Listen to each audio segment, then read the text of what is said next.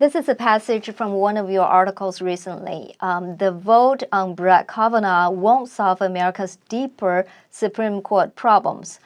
Thus, we now have two jurisprudential schools, liberals urging judicial activism to promote evolving liberal values, conservatives urging judicial restraint, making peace essentially with the New Deal court's deference to the political branches.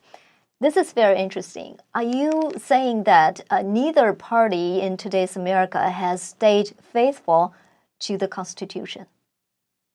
The constitutional revolution of 1937 through 1943 led eventually to two fundamentally different approaches to constitutional interpretation, one liberal, the other conservative in the American context. Both schools are wrong, and I'll explain why, but I have to go into a little bit of the history to do so. After the Supreme Court was browbeaten into taking those three steps that I mentioned earlier, its posture was essentially deferential to the political branches. It said to the Congress and to the executive branch and to the states as well, go ahead and regulate and redistribute at will. We will check you only if you violate certain fundamental rights as we understand them to be. So this deferential policy of the court, essentially stepping out of the way and allowing government to grow topsy-turvy, continued for about another 15 years or so. But around the mid-1950s and through the 60s, 70s, and thereafter, the court got its second wind. The Warren Court, the Court of Earl Warren, the Burger Court, and later the Rehnquist Court to a lesser extent, started becoming more active.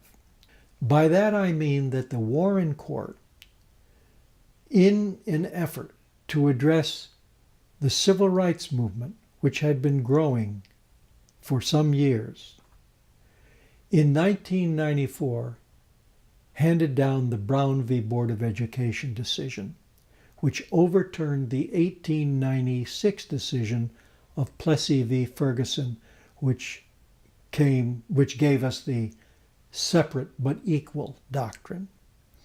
In the 1954 Brown decision, the court rejected that doctrine, and that began the effort to desegregate so much that was segregated in the South under so-called Jim Crow laws. The court did not stop there, however. It went on to find a number of rights that were nowhere there to be found, either among our explicit rights in the Bill of Rights or under our unenumerated rights pursuant to the Ninth Amendment. And so that led to a conservative backlash. Conservatives, especially with the abortion decision of 1973, Roe v. Wade, thought the court had gone too far in enforcing what the liberals on the court thought were evolving social values. This was not for the court to do, conservatives said. This was for Democratic legislatures to determine, not the court.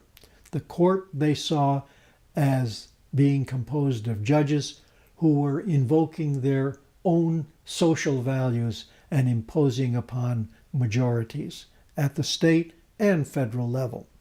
And so you had two schools of thought, and here's the way they broke down.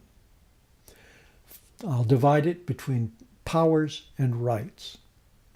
With respect to powers, both of them accepted the demise of the doctrine of enumerated powers, which the court had eviscerated in 1937.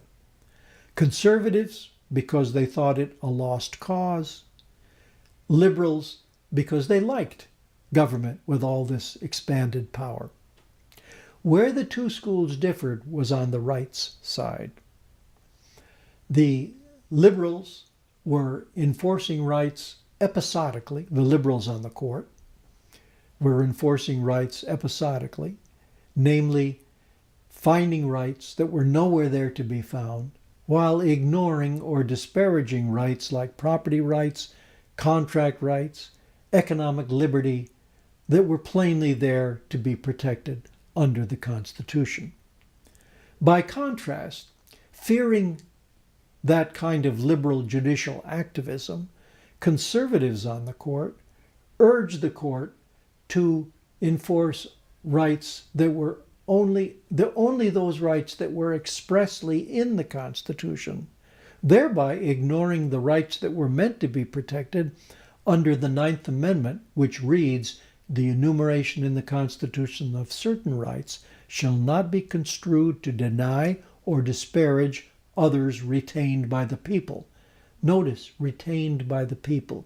You can't retain what you don't first have to be retained. The Ninth Amendment was alluding to the vast sea of natural rights that we have, essentially rights to be free. And so you had both schools that, as I said earlier, were wrong. They were wrong on the power side and they were wrong on the right side.